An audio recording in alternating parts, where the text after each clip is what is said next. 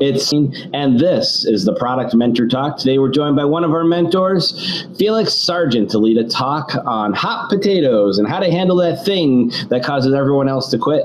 Felix is Director of Developer Relations over at MediaMath. Those of you may be joining us for the first time today, just let me briefly explain the format. People you've got along the bottom of your screen here are mentors and mentees within the current session of the Product Mentor Program. Product Mentor Program pairs up people all around the world, over 20 different countries, in the area of product management to help make better product people, better product decisions, and along the way, once in a while, better products. And so we're going to just do some quick introductions, and I'll tell you a little bit more about myself and how this works. So I'm going to start with the person closest to me, and that person is Taya. Hey everyone, I'm the product manager at Artsy, where we are building a fine art marketplace, and I'm based out of New York, and my mentee this session is Ripple. All right, and we'll go over to Rashid next. Hi everyone, I'm Rashid Mandar. I'm a mentee. I'm a product manager at ADP. I'm based out of Toronto. John? Hey everyone, I'm John Kress. I'm a product manager at Barnes & Noble. I'm based in New York, and I'm a mentee in the program. And Felix? Hi everyone, my name is Felix Sargent. I'm Director of Developer Relations at MediaMath, and my mentee is Kojo. And Dan? Hi, Dan Mason, based in New York. My mentee is Shirzad, and I'm a product management consultant and coach for media and advertising, primarily in New York.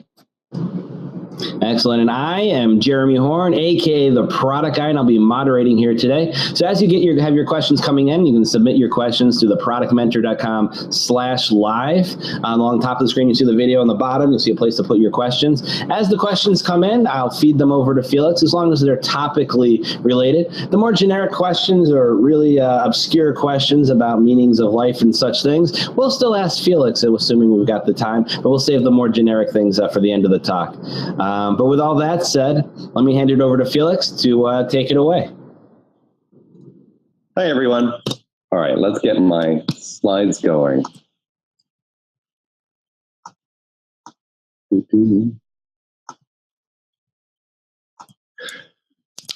Hot potatoes. So this presentation is going to be serious and a little silly, because we already understand exactly that hot potatoes are a ridiculous subject. But we see these day in, day out through our work, but it's actually very hard to kind of identify what exactly is a hot potato, because they come flying around, and sometimes you see some people leave, and sometimes you just don't know what's either going on at the company or why things are just a bit falling apart over in that department over there. So what is a hot potato? How do you identify exactly when, rather than just being a project where everything falls apart, this is something that's actually getting passed around, something that's actually essential to the company and essential to the way that the company works, but something that nobody can actually make work. A difference about a hot potato compared to a project where someone had a terrible idea and it's just going to die out is that there's momentum behind it. This thing needs to exist. Oftentimes, no clear ownership, but it runs the entire platform upon which the company is based.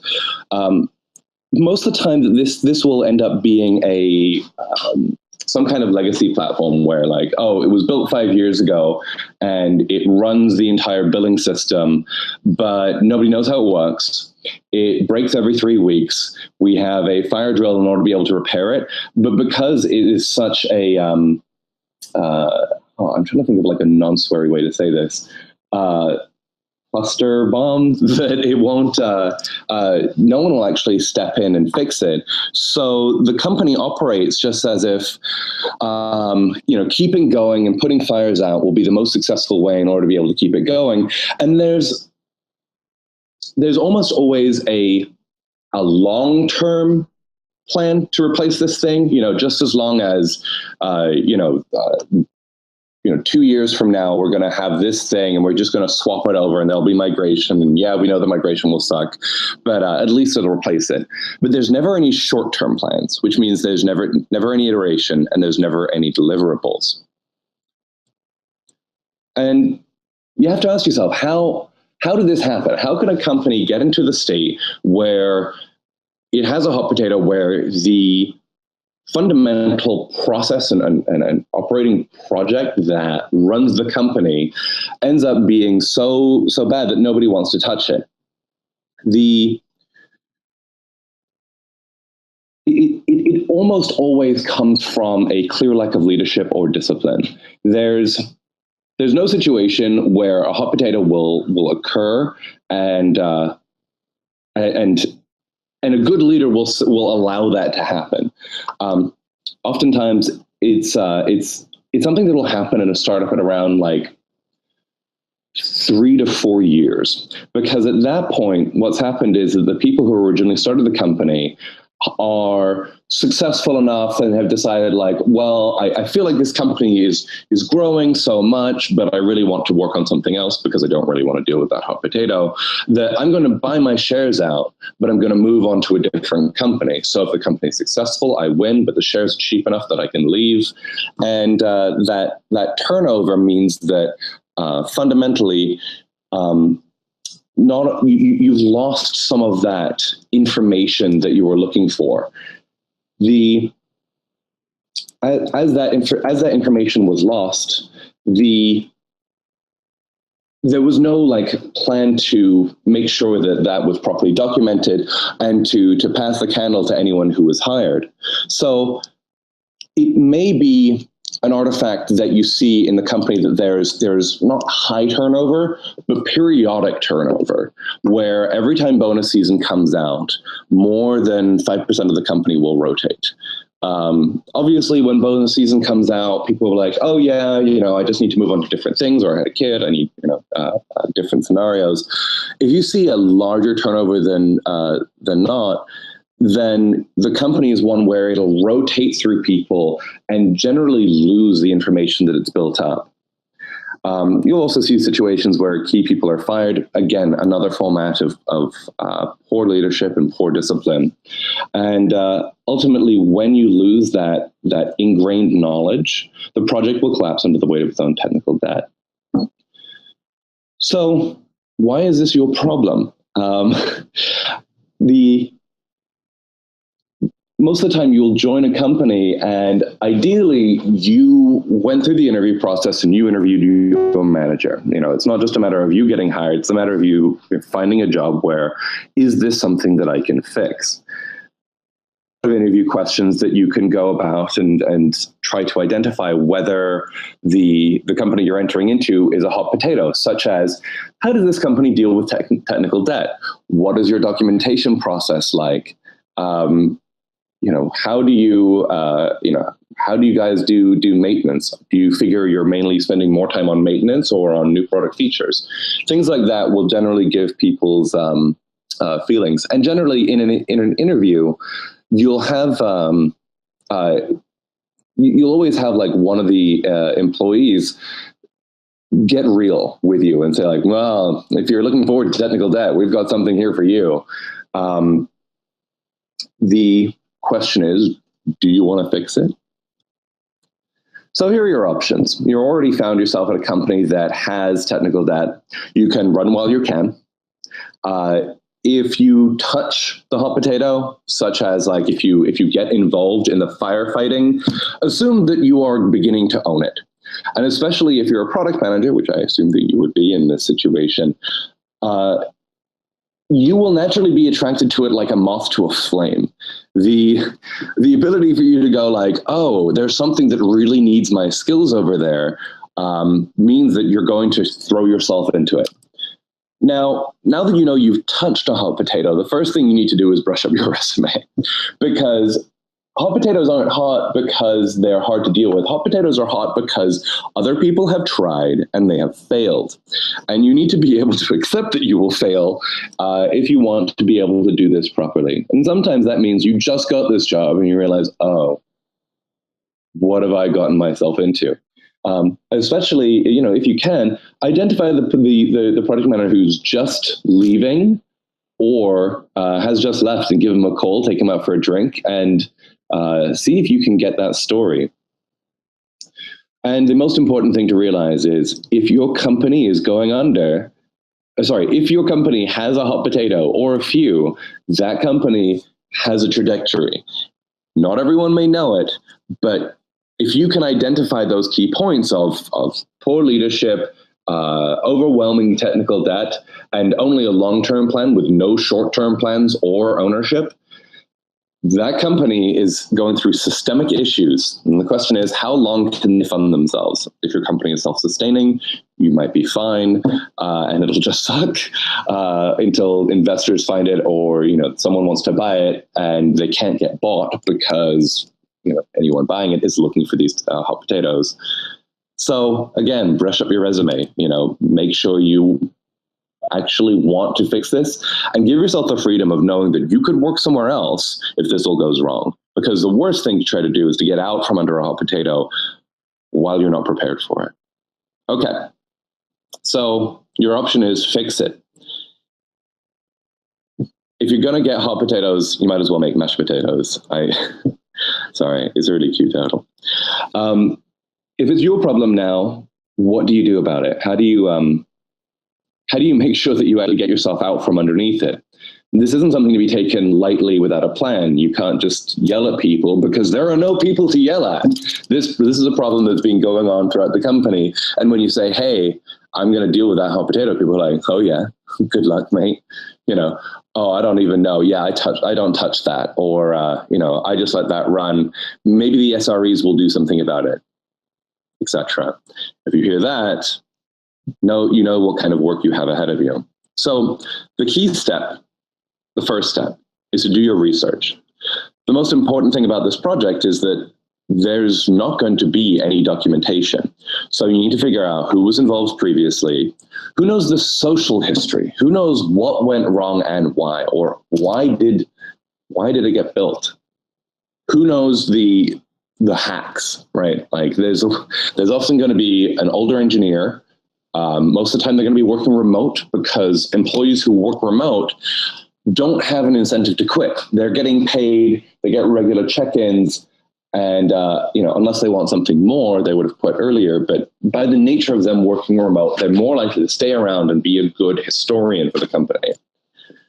And most importantly, you want to figure out, how is this supposed to work? Another name for a hot potato is spaghetti code, where the difference between what you think it's meant to do and what it actually does are miles apart. And as you build this out, the most important thing is to take good notes.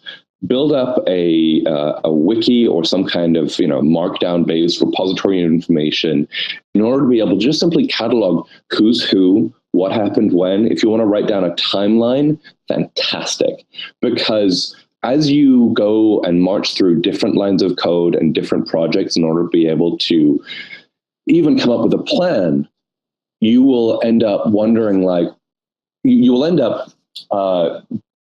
as you go through the history, seeing these eras of code where different people owned it and tried to make different hacks or pile different code on top of it, and being able to clearly identify exactly what happened at which time or what developer has what philosophies is incredibly important.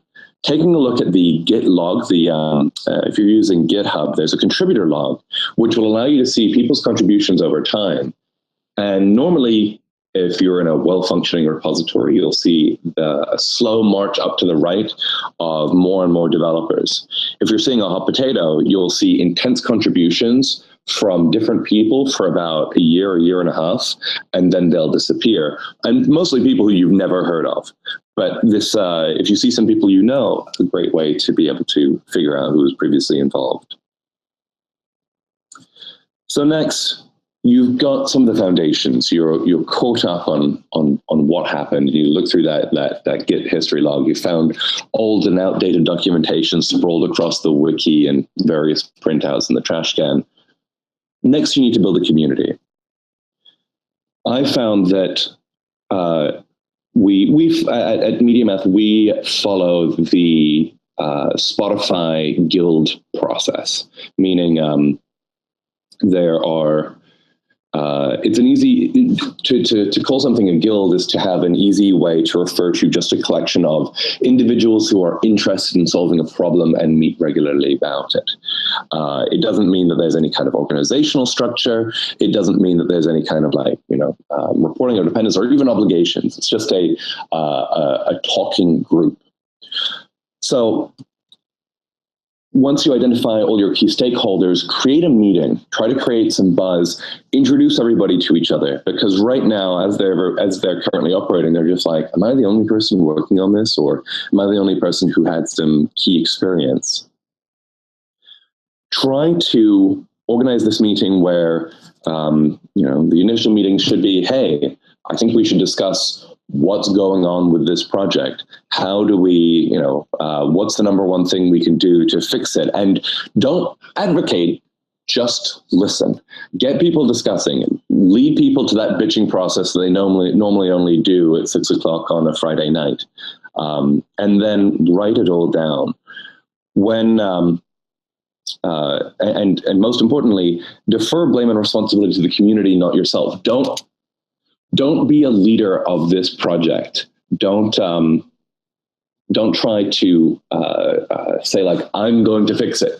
Say, I just want to do some more research. I want to figure out what went wrong. I want to make sure that there's good community for managing this process, and facilitate conversations. Never start things with I think or we should or blah, blah, blah. Say, what does everyone think of this? Or how do we solve this problem? Or why was it this way? As you build a community, people will end up tilting from the, oh, this is terrible, to maybe, we're all together, we all believe in this, maybe there's something we can do. The best trick that I found to running these meetings properly is to take notes and email them out to everyone relevant. And that means emailing up and emailing down. There will be plenty of people who care, who cannot be in that room for whatever reason. And sending out well-formatted notes about the discussion that you've had is kind of like a community organizing meeting, Neighborhood Watch decided now that they're, had a discussion about the recent car break-ins and have identified that they want to develop a parking structure over there. And nobody really wants to go to community watch meetings, right? Like those, they're really, really boring. But when people see the emails about, that now there is an organization, a diffused organization that cares about these things and is going to be able to handle them, momentum changes, enthusiasm changes, and a little bit of hope emerges. And we'll talk about that more. And most importantly, reveal that lost knowledge. So we do have a question that came in from someone anonymous. I think it really just piggybacks pretty well with the question that what you've just been speaking to. But let me ask it anyway, just in case you maybe have some additional stuff to layer in there. And they're asking, what if you're in a company working on the hot potato, not by choice? And how do you get people to even come together at all? Realize it's hot potato time and fix it. That's a great question. Honestly, it's hard. That's why I would say the first thing is identify who cares. There are probably going to be people who do care and don't care. And some of the people who don't care are working on that project every day and think this sucks. Like I want to quit. I'm just doing this until my kid gets through college. Okay, cool. But there's going to be some people in there who identify who's stuck around in the company a long time and who's not necessarily in a leadership position. Some people will take it upon themselves to be the historian. And as I said before, one of the key problems with these hot potatoes is that there's no leadership, right? If there is a situation where you've got a product or a project manager on the team, but they're just crap, like if they're just a bad product manager, it's going to be more difficult for you to do what you do, because first, you need to manage them first. You need to Because if you create a community underneath them, they'll feel undermined. And because they're a bad product manager, they'll start operating defensively around that. It's difficult. If you're the product manager in that situation, well, building a community certainly won't help, won't hurt you. And especially if you're being placed into this project where you have some kind of ownership, getting the history will help you some more. The next part is about building momentum, and that's what I'm going to talk about next. Next question goes to Rashid. So my question is, can you give me some real life example of hot potato? Yeah, I'm trying not to talk too much about my my current project, so that's where I don't really want to be too revealing. But I mean, let's get into it. Here's a perfect one. I'll talk about it from my last company. Just don't look at my resume and start emailing people. Honestly, the entire company was a hot potato, right? The code base was 4 years old, written by many developers over time, where the CEO would hire someone for a short while and then have a bad relationship, and there would just be a bunch of turnover for the company as it pivoted in lots of different directions and tried to get going. But by the nature of the way that the developer, the company was started, there wasn't strong technical leadership. And so, as the company actually found what actually made it work and what was a real business, you now had, more than 3 years worth of technical debt that was just kind of like lying around and was causing severe stability and performance problems, and was written in PHP, which was a language that, not bad if you do it well, but if you do it badly, certainly doesn't do you any favors. And so uncovering the history and then changing the momentum of performance is a very difficult project. Does that really answer your question? I'm not quite sure. I didn't completely understand the reason why it was a hot potato.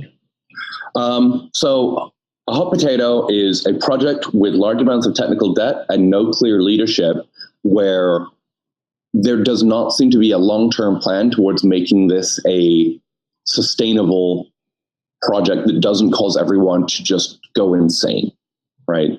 I mean, the key thing about a hot potato is that if people work on this long enough, they'll quit, right?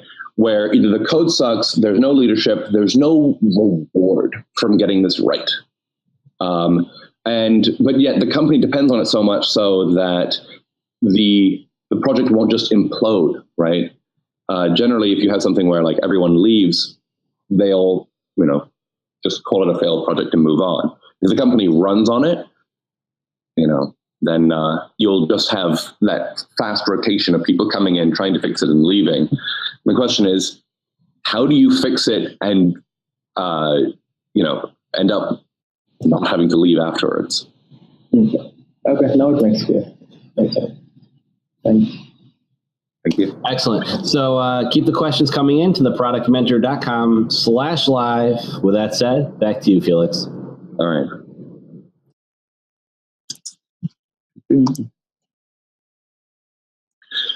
So a lot of these answers all depend on the size of the company that you're going to be in. Obviously, building a community is going to be a harder thing to do if you're in a very small startup. But if you're in a large company where this project exists, community will be one of the most important and interesting and fun things. Getting everyone together to have a giant bitch session is it's cathartic. And I think you need to be able to create that level of catharsis in order to be able to move on to the next stage, which is when you ask the community, well, we've identified our key problems. What do we do about it next? And that is build a backlog. This is for yourself. These are your own notes. This is not something you should be sharing with anyone, because at this point, you don't have a team. You just know that this problem is dragging the company down. But because the developers are working on this are diffused around the organization, and there's no leadership to say like, okay, well, Felix, is your problem now. then you just need to be able to have this so that when the time comes to really build a team, you're going to be ready and you know what you need.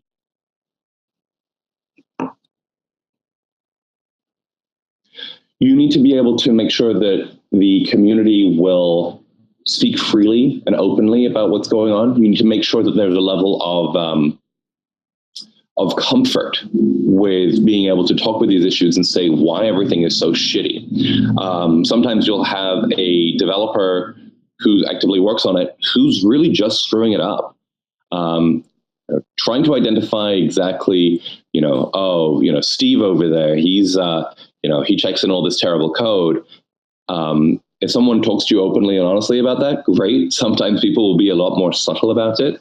The trick is trying to identify not what people you can fix, but how you can improve the process so that code becomes more sustainable. Once you have a backlog, then you can start making a case for time and resources, meaning, I need this person's time. These are a few things that we want to address. And just, make sure that the community says, you know what, this is the most important thing. Everyone been pulling in different directions before that. And if you just say, well, maybe the most important thing we can do right now is some performance improvements, then you have a mandate from the community where people say, well, what's going on with this project? Well, we're working on stability improvements right now. And everyone's on the same page where they didn't have that before. At this point, now you become a bit of a leader. So next, build a team. So we got some questions that just came in. First one's from anonymous individual. Feels like it's the same anonymous person. I can't tell though. But they're asking: Is it common to have scapegoating the situation for Hot Potato Project? And how do you prevent yourself from getting into that situation? There will probably be scapegoating from former developers. If they're scapegoating from existing developers, I would always try to remain diplomatic at all costs, because you need that developer, because that developer is obviously the one who cares the most. They're just doing some really disorganized stuff, and that's where you can focus on process improvements. The most important thing is if you actually include that developer and facilitate organized conversations where there isn't a scapegoating process, but we talk, you instead say, well, maybe, rather than focusing on performance improvements, we noticed that this bug was checked in, and don't name names, and then, which caused this incident. How do we focus on the deployment process? How do we focus on code review? And then that person's going to be like, I'm working on all of these projects myself. I'm the only one who keeps this ship running, blah, blah, blah. No one reviews my code. And then you say, well, I've built a community for you here. You can talk to these people who also care about it. Can you guys do some code review for Joe Schmo developer who feels like he's underappreciated at the company? People are like, oh yeah, I guess. And then help create a process to make that code review easier for that developer.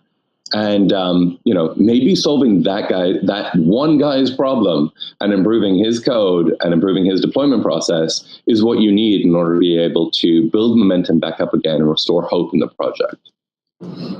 Really enjoying the impressions today, Felix. The next question comes from Bilal. How do you communicate the reality of the situation to upper management? That is an interesting problem, because you want to do it at this stage where you've already built a community. Most of the time they already know. The reason that Hot Potato, people know these things suck. The problem is that they can't find anyone who can actually fix it. And upper management has probably, said, hey, Jake, we need you to take this over right now and solve this project. And they just weren't up to it. And either they quit or they moved on to different projects, or, they said, hey, sorry, I'm just too busy to take this on right now, which is one of the reasons it's a hot potato, is that leadership is going out to people, hey, we need to fix this. And they're like, well, I'm working on this other thing. I'm doing this other thing. as they pass these projects around, your product management core in the company, no one is volunteering in order to be able to take it on because they know it's going to be career suicide because they saw what happened to the last guy. So leadership knows what's going on. Being able to actually present them with a viable plan is going to be hard. And in some ways, after this has gone long enough, management just goes, well, I lost 2 great product managers seeing this. I don't want to force this down anyone's throat. That's where this, there's always like a 3-year plan in order to be able to restore, like to fix this thing, where they're like, well, we're going to move to a microservices architecture, or, once we move everything to Kubernetes, everything will be fine, or, artificial intelligence will be able to solve this problem. Like, especially if you have some non-technical leadership, the ways in which other product managers will throw the hot potato as opposed to diving into and resolving the core issues with the project will, often say, like, we'll fix this. I will fix this by doing this work over here rather than fixing the core problems that are in this project. And then that will become the justification that upper management is using. In order to do this, fixing the hot potato, making the hot potato not hot anymore, isn't a matter of fixing it systemically or making sure that it's a core performance. The goals are to make sure that there's clear, well-defined ownership. Most of the time, that will be you, or if you're working with someone, you can identify a community that will manage it, and then make sure that there's momentum. I mean, really, making things not a hot potato is about restoring hope and faith in the fact that these things will continually get better. And part of that, this is what I was going to get to later, is that in order for something to not be a hot potato, you need to show such clear leadership that your career is progressing because of what you are able to achieve. Hot potatoes are a way of doubling down on your commitment to the company, in that you are taking on a very, very significant risk in order to be able to take on this project. Now, if you succeed, you should make sure that you get all the benefits towards the project. Here, and I can just jump back into the slides at this point. Well, we got one more question. Next question is over to John. John?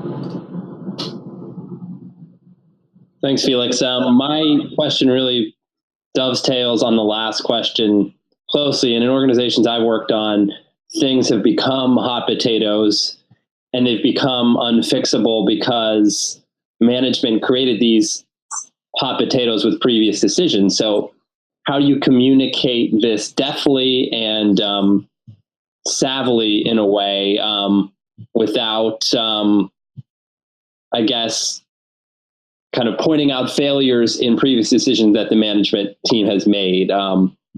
I'm wondering if you have advice for us product managers out there. Great. I mean, fantastic question. That's why the community building process is really very useful. Where if leadership is exercising strong discipline over project and in the wrong direction, as I said, that's going to be difficult to counterbalance. If instead management is actually focusing on other stuff and has forgotten about it and just left a trail of destruction in their wake, this is a good process in order to be able to resolve it. And again, the most important thing is building a community. The upper management has to be responsive to their employee base. And if you build a community, a silent one at first that grows more momentum, where people get together and you build these, you have the discussions and then you take the notes. As you have discussions and you defer that away from you and you say it's just all of you, sorry, the trick here is in the notes, because not many people are actually going to be in those discussions. They're boring. They're, neighborhood watch meetings. When you take the notes, massage the notes very, very much, right? Like the notes that you send out about what was discussed at the meeting should be there to defer as much away from you as possible. Use words such as a question was asked and the community decided, there was much discussion around the context of stability when XYZ person proposed that we do so and so, and then the community decided that this was not a viable thing, or the true root cause was blah blah blah. As when you email those out, upper management's going to see that, and the idea, they're never really going to mind, oh, we had a meeting to discuss so and so, right? How bad can that be? And then when they see that email and saying like, well, the root, you can, if you write well enough, you can lead to a discussion of, because we did this, we weren't able to do this, so that we need to do this. If this is our biggest priority, then we should focus on this. And writing that down, and then even better, writing that down and emailing it out to a bunch of people puts leadership into a very specific position where if they want to formulate a response, they can't just react, because they know other people have seen this, and they know that their response needs to be dependent on the fact that they read the other things. Now, you could just be working for a terrible person, right? Like there never stops anyone being like irrational and saying, like, how could you, what are you doing? Blah, blah, blah. Like, okay, great, cool. That's why I said, touch up your resume. This is not, the most unfixable thing in a company is people. But if there's no leadership, if there's a vacuum, this is a way to help manage that. Does that answer your question? It does. I'm also going on the record saying I was not talking about anyone I currently work with. This was just a hypothetical question thrown out there. Thanks, Felix. No problem. Thank you. Let's get back to the slide. Yeah, awesome. Keep the questions coming in at theproductmentor.com/live, and back to you, Felix. Build out that backlog. All right, cool. Get a mandate from the community, send out those notes, and make sure that there's now some obligation or to be able to follow up on the community's recommendations, because now it's not the big difference between running this yourself as a leader and then running this as a community is it's not just your voice, right? You are divining the common themes across the company, and that is a good counterbalance towards strong management or a persnickety developer in general, where you say, we believe is much stronger versus I believe. So as you build out a team, identify who you can depend on. The key stage here is build momentum. The project as a hot potato is by necessity stalled. I mean, sure, they'll release stuff. It won't do anything, right? It won't actually solve customers' problems, improve stability, or resolve performance issues in the current process, because nobody's able to look at the project systemically. Part of forming that community is a systemic discussion of what is the project, what isn't the project, and how do you be able to fix it and move on so that it actually does what the company needs. As you've done that, now you need to say, well, now that I'm stepping in as a more leadership role in order to carry out the needs of the community in that vague sense, who do you depend on to understand the nuance of what you're doing?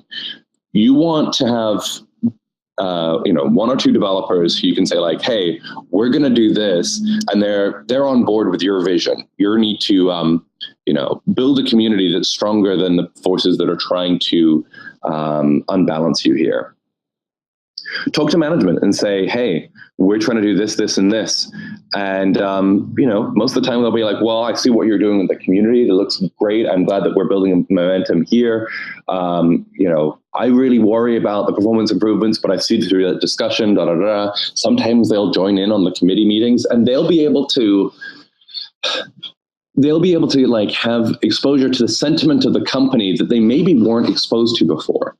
And this is where you can get some give and have management buy into the priorities that the community's been setting. Now, do the quintessential product manager thing, which is complete the smallest thing with the biggest payoff. The focus here is on restoring good product management and making sure that you focus on the biggest bang for the buck. And most of the time in code bases like this, it will be either stability issues or performance issues. We've made it so that the page takes 5 seconds to load rather than 10 seconds. Woohoo! Like, email that out. Bring that to your community, and people will be like, "Whoa, they actually fixed that! Holy crap!" Like, we had lost that error towards the sands of time. Or, hey, we don't crash every Tuesday. Woohoo! We're establishing a really good SLA. We have monitoring so that we can catch these problems before they happen. Performance improvements, And the most important thing here is to build confidence. The only way that you solve a hot potato is by restoring hope. And once you do that, you're building momentum. As the project grows, as momentum builds, people will want to start working on it again. People will see it as an avenue for career advancement. And ideally, management should be able to say, well, I see you doing well. You can go to them and say, like, if you want this to work better, build me a team. Here's something that, I'd like to time and attention from this person. And this is a way that we're going to be able to solve problems for customers rather than build them new features in, small microservices that customers don't really want. And the most important thing here is that we're not doing this for the good of the company, right? Once we cool that potato down and make that project normal again, you're going to go back to being a normal and great project manager. You need to document that process for your review cycle. The only reason we work is so that we get money, power, and respect. And this is a presentation that I did 6 months ago. And if you don't have the power to get things done, something's wrong. Here's a way to be able to build that back. If you don't have the respect that you deserve in order to be able, for the work that you've done in your prior accomplishments, there's a big problem. But once you execute on this, once you cool those hot potatoes down, you should be able to get more money for this. It's the reason that we work. And so in your review cycle, say, hey, I did this that caused XYZ people to quit over 3 years. I feel that this is a massive win, and it has enabled me to, move the company forward. And, now people are able to buy the company, and we've gotten more customers. We're scaling more efficiently. We've reduced the number of SREs who are working on this project, which is a saving of $150,000 a year, or we're not spending so much on AWS servers because of the performance improvements, blah, blah, blah, blah, blah. Look at how much money I've saved by the fact that this project actually has real leadership now. And, please give me a promotion and a raise and a bonus, and thank you very much.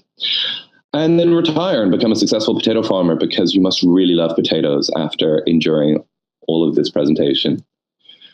All right, guys, thank you very much. My name's Felix Sargent. I'm the Director of Developer Relations over at MediaMass.